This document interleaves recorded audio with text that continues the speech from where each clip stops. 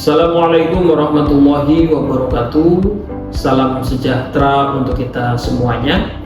Perkenalkan, saya Jajuli SEME, salah satu dosen tetap dari program studi S1 Manajemen Fakultas Ekonomi dan Bisnis Universitas Primagraha.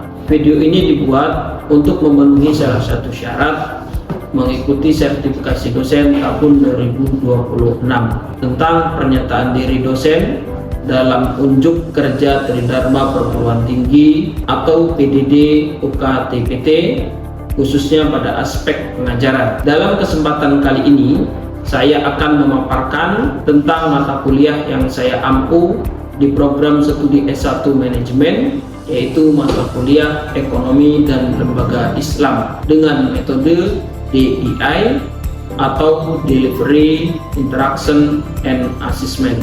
Saya akan memulai untuk menjelaskan deskripsi dan informasi umum dari mata kuliah Ekonomi dan Lembaga Islam. Mata kuliah ini juga memberi pengetahuan kepada mahasiswa mengenai prinsip-prinsip ekonomi Islam dalam aktivitas ekonomi modern, fungsi dan mekanisme lembaga ekonomi Islam. Mata kuliah Ekonomi dan Lembaga Islam merupakan mata kuliah dasar bagi mahasiswa semester 3 pada program studi S1 Manajemen Fakultas Ekonomi dan Bisnis Universitas Primagraha. Mata kuliah Ekonomi dan Lembaga Islam ini memiliki bobot 2 SKS. Adapun bahasa pengantar yang digunakan yaitu bahasa Indonesia. Capaian pembelajaran lulusan atau CPL program studi S1 Manajemen yang dibebankan pada mata kuliah ini diantaranya yaitu: 1. Menjelaskan konsep dasar ekonomi Islam dan perbedaannya dengan ekonomi konvensional. 2. Menganalisis prinsip-prinsip ekonomi Islam dalam aktivitas ekonomi modern. 3. Menjelaskan fungsi dan mekanisme lembaga ekonomi Islam. 4. Menyusun analisis sederhana terhadap permasalahan ekonomi berbasis pendekatan Islam. Yang kelima, mengevaluasi implementasi ekonomi Islam dalam kehidupan masyarakat. Untuk capaian pembelajaran mata kuliah atau CPMK pada akhir perkuliahan ini yaitu mahasiswa mampu memahami konsep, prinsip, nilai, dan praktik ekonomi berdasarkan ajaran Islam serta peran lembaga ekonomi Islam dalam pembangunan ekonomi masyarakat. Referensi yang digunakan di mata kuliah ini, Ekonomi dan Lembaga Islam, bersumber dari buku maupun artikel jurnal yang relevan. Adapun sistem pembelajaran di mata kuliah Ekonomi dan Lembaga Islam dilaksanakan secara tatap muka dengan menggunakan metode pembelajaran aktif yang mengutamakan peran dan keaktifan mahasiswa. Pembelajaran mata kuliah Ekonomi dan Lembaga Islam dilaksanakan sebanyak 16 kali pertemuan dengan rincian 14 kali pertemuan perkuliahan, 1 kali pertemuan ujian tengah semester, 1 kali pertemuan ujian akhir semester. Adapun bahan kajian dalam proses perkuliahan mata kuliah Ekonomi dan Lembaga Islam diantaranya: 1. Kontrak kuliah dan ruang lingkup ekonomi Islam. 2. Konsep dasar ekonomi Islam. 3. Landasan ekonomi Islam. 4. Sistem ekonomi Islam. 5. Perilaku produksi, distribusi, dan konsumsi perspektif ekonomi Islam. 6. Konsep uang dalam ekonomi Islam. 7. Dinar dan dirham. 8. Lembaga-lembaga Islam. 9. Bank syariah. 10. Asuransi syariah. 11. Pasar modal syariah. 12. BMT Baitul Mal wa Tamwil. 13. Lembaga amil zakat. 14. Jiswa, zakat, infak, sedekah, dan wakaf. Selanjutnya, untuk mengevaluasi hasil pembelajaran atau sistem penilaian mengacu pada standar mutu penilaian pembelajaran yang ditetapkan oleh Universitas Primagraha pada tanggal 13 November tahun 2020 dengan kode dokumen 01/SPMI strip 04/11/Romawi/2020, di mana terdapat 5 aspek penilaian, diantaranya kehadiran, tugas, kuis, UTS, dan UAS. Masing-masing aspek ini memiliki bobot yang berbeda, yang dimana kehadiran memiliki bobot 10%, tugas memiliki bobot 15%, kuis memiliki bobot 5%, ujian tengah semester memiliki bobot 30%, ujian akhir semester memiliki bobot 40%. Demikian informasi yang bisa saya sampaikan mengenai mata kuliah Ekonomi dan Lembaga Islam untuk mahasiswa program studi S1 Manajemen Fakultas Ekonomi dan Bisnis Universitas Primageraha. Berikut merupakan cuplikan dari proses pembelajaran yang saya lakukan secara tatap muka. Selamat menyaksikan. Baik. Assalamualaikum warahmatullahi wabarakatuh. Waalaikumsalam.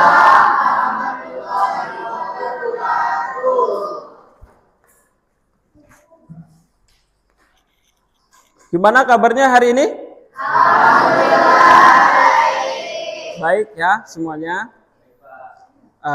Oke, sebelum kita memulai perkuliahan pada hari ini ataupun pertemuan kali ini, sebelumnya hadir semua ya teman-teman ya. Hadir semua ya. Oke, baik.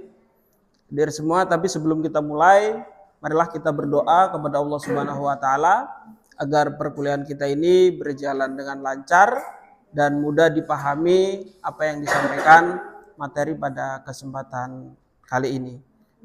Berdoa dimulai.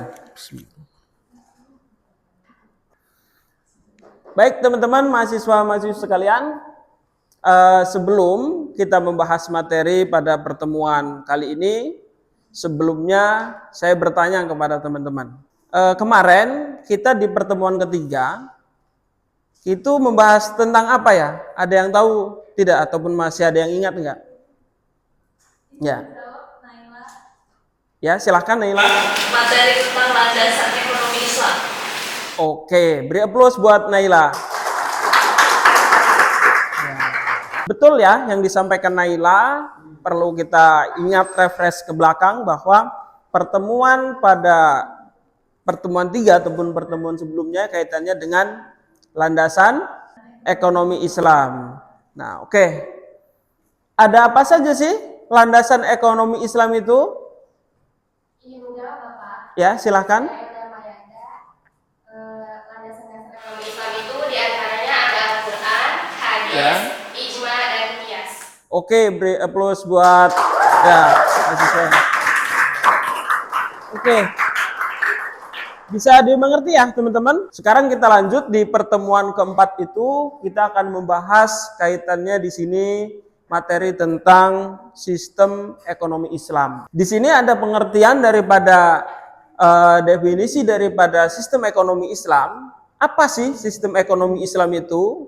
Ya, ekonomi Islam itu adalah sistem ekonomi yang mengatur kegiatan produksi, distribusi, dan konsumsi. Tentu berdasarkan nilai-nilai syariat Islam yang bersumber daripada Al-Quran, hadis, ijma, dan juga qiyas. Ya, tentu sistem ekonomi Islam bertujuannya untuk apa? Bertujuannya adalah menciptakan kesejahteraan dunia dan akhirat ataupun mencapai falah begitu ya, melalui keadilan, keseimbangan, dan juga kemaslahatan. Nah, di dalam pengertian ekonomi Islam ini tadi disebut bahwa kaitannya dengan mengatur kegiatan produksi. Faktor-faktor produksi itu apa aja? Ada beberapa faktor-faktor produksi. Di antaranya ada faktor sumber daya alam, ada faktor sumber daya manusia, ada faktor apa lagi? Kaitannya dengan modal, ya. Nah, itu faktor-faktor produksi. Yang kedua, kaitannya dengan distribusi. Dalam distribusi Islam ataupun sesuai konteks syariat Islam, itu tentu mengacu kepada apa? mengacu kepada nilai keadilan yang pertama. Yang kedua, melalui instrumen-instrumen pendistribusian. Seperti apa? Kaitannya dengan zakat, infak, sodako. Itu di dalam konteks ekonomi Islam. Dan poin yang ketiga kaitannya dengan konsumsi. Ya, konsumsi di dalam ekonomi Islam itu tentu tidak terlepas daripada konsumsi yang baik, konsumsi yang halal. Kalau di dalam konsumsi itu ada yang namanya konsumsi primer dan juga sekunder. Nah, itu konsumsi, ya. Nah, konsumsi primer itu ya konsumsi yang notabene dikatakan kebutuhan utama, kebutuhan pokok yang harus terpenuhi. Ada kebutuhan ataupun konsumsi sekunder yang dimana itu hanya pelengkap. Itu kaitannya dengan sistem ekonomi Islam, teman-teman sekalian. Nah, di sini dijelaskan bahwa ekonomi Islam itu tidak hanya berorientasi pada keuntungan materi semata, tetapi di sini juga kaitannya dengan memperhatikan aspek-aspek seperti aspek moral, aspek sosial, dan juga tanggung jawab kepada ilahiyah ataupun kepada Allah Subhanahu wa taala. Nah, itu kaitannya dengan ekonomi Islam. Nah, di sini ada pilar utama. Pilar utama dalam ekonomi Islam itu berdasarkan Al-Qur'an dan juga As-Sunnah. Ya. Ada nilai-nilai fundamental ekonomi Islam ataupun ekonomi syariah. Di sini ada beberapa nilai. Yang pertama kaitannya dengan riba. Nah, riba di dalam Islam tentu sangat diharamkan ataupun tidak diperbolehkan yang namanya praktik riba. Kenapa? Ya karena menciptakan ketidakadilan antara pemberi dan juga penerima peminjam ataupun pinjaman begitu. Oke, teman-teman, ada yang ditanyakan tentang riba? Siap, ya, sebutkan nama.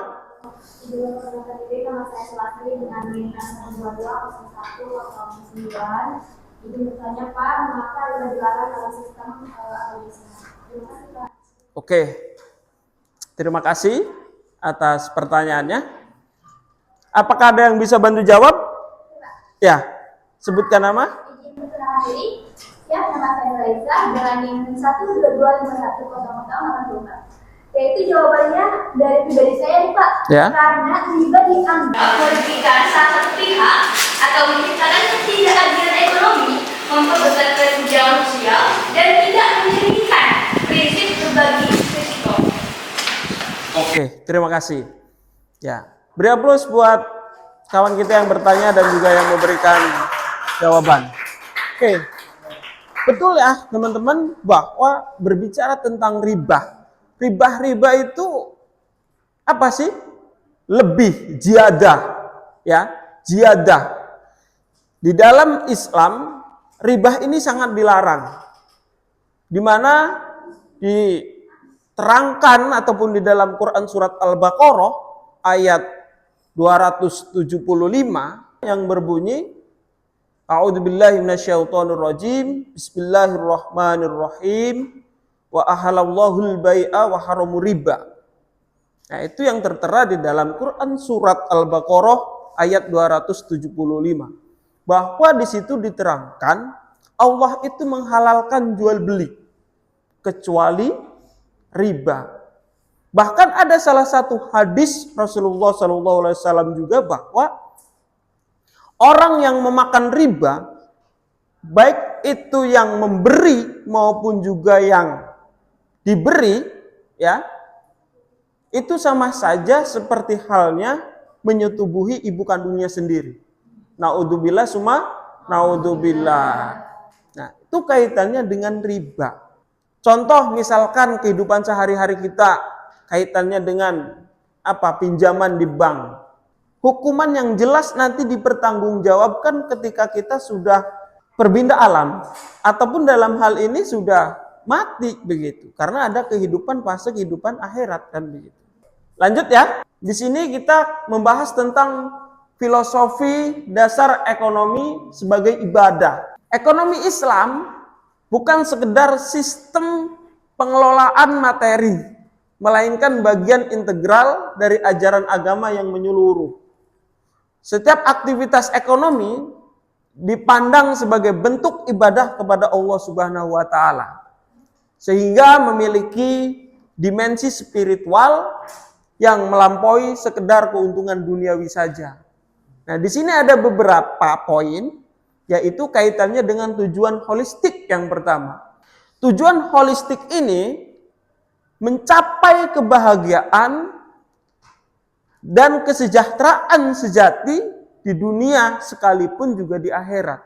Bukan hanya kemakmuran material semata. Yang kedua, keseimbangan rohani dan juga jasmani. Nah, mengedepankan keseimbangan antara kebutuhan spiritual dan fisik bagi individu. Keseimbangan rohani, ya tentu kita tidak terlepas dengan perintah-perintah Allah Subhanahu wa taala. Seperti apa? Melaksanakan sholat, ya, menunaikan zakat, infak, sedekah. Nah, itu dalam konteks rohani kita. Dalam konteks jasmani kita, ya tentu tidak terlepas daripada kebutuhan kita akan daripada kebutuhan individu kita, kaitannya dengan konsumsi tadi. Nah, yang ketiga adalah ekonomi berakhlak. Setiap transaksi dan keputusan ekonomi ini tentu dilandasi oleh nilai moral dan etika Islam. Nah, itu kaitannya dengan filosofi dasar ekonomi sebagai ibadah. Bisa dimengerti teman-teman? Bisa. Selanjutnya teman-teman, di dalam sistem ekonomi Islam, di sini ada beberapa perbandingan kaitannya dengan sistem ekonomi Islam. Ada 3 sistem perekonomian. Yang pertama itu ada sistem ekonomi kapitalis. Dan yang kedua ada sistem ekonomi sosialis, dan yang ketiga itu ada sistem ekonomi Islam. Apa sih yang disebut dengan ekonomi kapitalisme ataupun ekonomi kapitalis begitu? Di sini ada beberapa karakter. Ada orientasinya keberuntungan material individu. Itu yang pertama. Orientasi ekonomi kapitalis itu keuntungan materialnya itu punya individu ataupun punya pribadi. Yang kedua adalah kebebasan pasar mutlak. Kebebasan, jadi bebas secara melakukan marketingnya ataupun penjualannya, memasarkan produk, barang ataupun jasanya. Dan yang ketiga adalah kepemilikan pribadi penuh, sepenuhnya ini milik individu. Yang kedua adalah ekonomi sosialis. Orientasinya pemerataan oleh negara.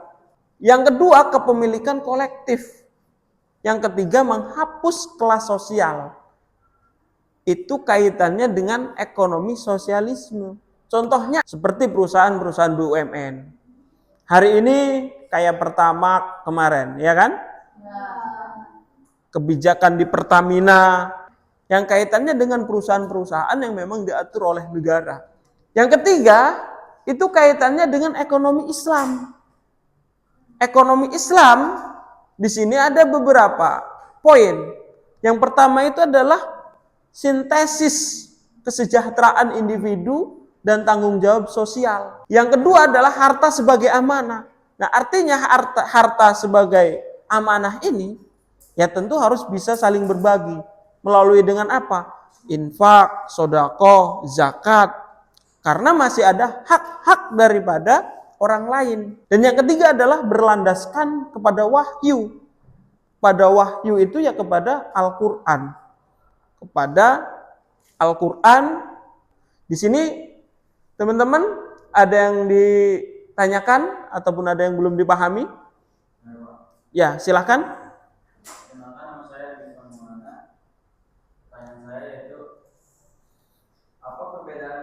Sistem ekonomi kapitalis, sosialisme Oke, sebenarnya sudah saya sampaikan ya secara garis besarnya. Oke, baik, terima kasih. Mungkin dari teman-teman yang tadi memperhatikan ada yang bisa menjawab? Ya, silakan. Nama saya Febriani dengan NIM 61225 Oke. Jadi sistem ekonomi kapitalis yaitu menekankan kebebasan individu dalam memiliki dan mengelola usaha. Hanya berpotensi menimbulkan kesenjangan ekonomi. Yang kedua, sistem ekonomi sosialis yaitu negara memiliki peran besar dalam produksi dan distribusi yang bertujuan untuk menciptakan pemerataan ekonomi. Dan yang ketiga yaitu sistem ekonomi Islam, itu menggabungkan kebebasan ekonomi dengan tanggung jawab moral dan syariah, mengakui hak milik pribadi tetapi tetap memperhatikan kepentingan sosial, melarang riba, gharar, dan maisir. Terima kasih. Oke, terima kasih. Beri aplaus untuk sahabat kita. Oke, cukup ya. Ini teman-teman sekalian, ada praktik muamalah dalam Islam. Praktik muamalah ataupun jual beli di dalam Islam itu ada 3. Yang pertama adalah mudorobah. Apa sih mudorobah itu? Mudorobah di sini adalah bagi hasil, di mana ada seorang yang memiliki modal terhadap orang yang mengelola usaha. Jadi nanti mudorobah ini kaitannya dengan bagi hasil, membagi keuntungan. Dan kalaupun ada kerugian, ya ini ditanggung oleh pemilik modal. Contoh misalkan saya punya modal 50 juta. Saya investasikan di apa contoh? Perusahaan apa? BCA. Ya. Tapi mengalami kerugian. Si mudorib kan, si pengelola. Ya, oleh mudorib begitu. Nah, tentu hal ini ya yang menanggung hanya pemilik modal. Begitupun kalau keuntungan ya dibagi berapa persentasenya, misalkan 60%, 40%. Pemilik modal 40%, pengelola 60%. Itu mudorobah, bagi hasil namanya. Ya. Dan yang kedua adalah musyarakah. Musyarakah itu di mana dalam hal ini antara kedua belah pihak mempunyai modal. Misalkan kerjasama bareng, bisnis bareng begitu. Contoh, siapa ini namanya? Siapa namanya? Arif. Ya. Siapa? Arli. Ali ya. Ya, misalkan Ali punya 50 juta, saya punya 50 juta, sama-sama mau membangun bisnis cuci mobil, contoh. Wah, ternyata dalam sekian waktu, sekian jangka waktu usaha yang saya lakukan ini mengalami kerugian. Rugi kita. Kerugiannya ditanggung berdua. Nah, itu bedanya dengan musyarakah dan mudorobah tadi. Ya. Itu. Kalau musyarakah itu ditanggung berdua karena kan dua pemodal. Begitupun juga keuntungan. Ya keuntungannya 50%, 50% ya berarti dibagi dua begitu. Nah, itu kaitannya dengan musyarakah. Dan yang ketiga adalah qard hasan. Apa sih qard hasan ini? Qard hasan ini tentu tujuannya adalah tolong menolong tanpa membebani dengan bunga ataupun memberikan pinjaman. Ya, memberikan pinjaman kepada sesama ataupun orang yang membutuhkan. Misalkan si siapa yang baju kotak kuning namanya? Ya. Ardi, mirip-mirip namanya. Ya, Ardi contoh meminjam ke saya 10 juta. Ya berarti harus mengembalikannya juga 10 juta. Nah, itu qard hasan namanya. Ya. Tolong menolong tanpa membebani bunga. Nah, mungkin sampai sini teman-teman ada yang didiskusikan dalam pertemuan kita kali ini? Cukup? Ada yang ditanyakan? Ya, silakan. Apa sih Pak contoh praktik sistem ekonomi Islam dalam kehidupan sehari-hari? Oke, baik. Terima kasih. Siapa namanya? Abdurrahman Malik Arifin. Ya. Apa sih contoh praktik di dalam kehidupan sehari-hari itu, contohkan kaitannya dengan menabung di bank syariah, ya kan? Terus juga menunaikan zakat, begitu kan? Ataupun juga kaitannya ya, tentu kita berpraktik ekonomi syariah itu ya mengacu kepada landasan Al-Quran dan juga hadis. Itu mungkin Abdurrahman cukup ya teman-teman sekalian? Ya, baik. Kalau cukup, di sini akan saya bacakan kesimpulannya.